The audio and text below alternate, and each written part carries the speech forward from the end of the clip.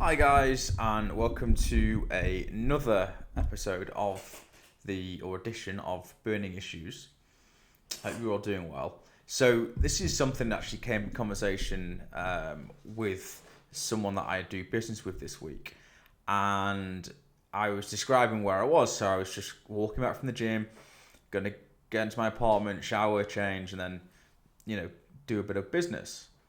And this individual was saying he had to get the tube and then had to do this, had to run around, do that, etc., etc., etc. And he said, "Oh man, you got such a great life, this, that, and the other." And I'm like, "Yeah, in my opinion, I do have a great life and I enjoy what I do thoroughly." And I think it's actually down to the fact that the thing that I am, and I don't like the word chasing, but let's use it for this reason. The thing that I am moving toward, shall we say, is or thinking about is this concept of time freedom versus just accumulating wealth. Now, the two things do go hand in hand, but I think if all you're doing is trying to accumulate more and more wealth and chasing the carrot that is money, then at what cost? And I look at my lifestyle and what I do, and often I'll go, you know what, today enough's enough. I want to just go to the gym, I want to go for a walk, I want to smoke a cigar, I want to meet up with some friends, all those sorts of things.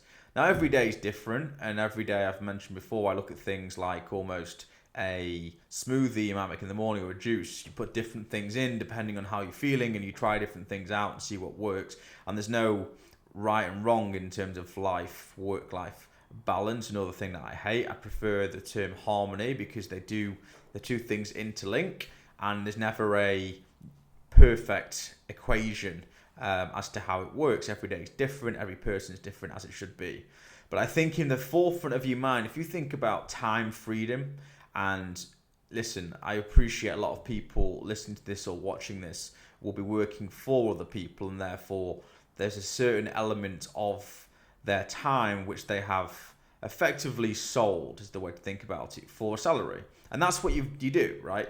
You have to be respectful of that. If you've taken a salary of X and that's for 40 hours a week of your life, you have sold 40 hours of your life for a price. And I think if you start thinking that way, you may well look at the salary you're getting or the opportunities in your industry a bit differently. Whereas, of course, working for yourself, there's a lot more risk, there's lots of downside.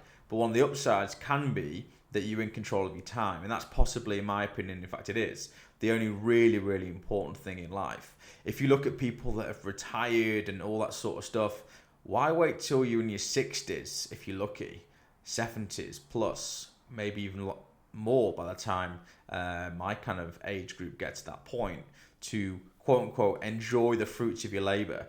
My view is enjoy all along the way. And when you think again, another concept of, which I think I've talked about before, this concept of don't be too busy making a living that you forget to live a life. And think about that really importantly, and think about this kind of opportunity cost all the time between hours in the day versus the amount of money you make. Because quite clearly there's a commonality between more hours worked, more money earned, and less hours worked, less money earned. Now, there are occasions where those things aren't quite as correlated like that, but generally speaking, that's kind of how it works, at least at the beginning of a business, or at least if you're working for somebody else or your salary, that's generally how it works. Again, at least at the beginning, maybe when you get more mature and more experienced, your time becomes more in demand, therefore you can charge more, you don't need to work as little. But of course, what then happens is the golden handcuffs.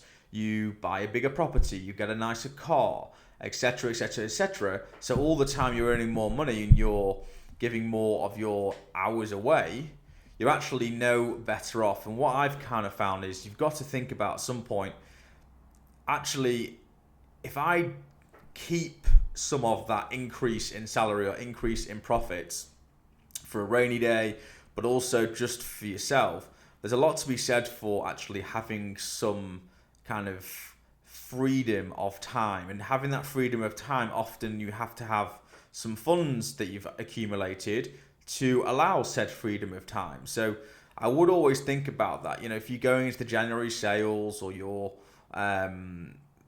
buying different things, if that's going to cause you the next month to be scraping around to pay your credit card bill, all the rest of it, and cause you a lot of stress, I would argue think about, is that stress level worth the material thing you just bought? Often the answer is probably no. And so you're better off just not having the thing in the first place, or finding some money somewhere else, selling something, or finding another kind of route to make that money. Anyway, I digress. But the most important thing here, what I want to hammer home, is this concept of time freedom.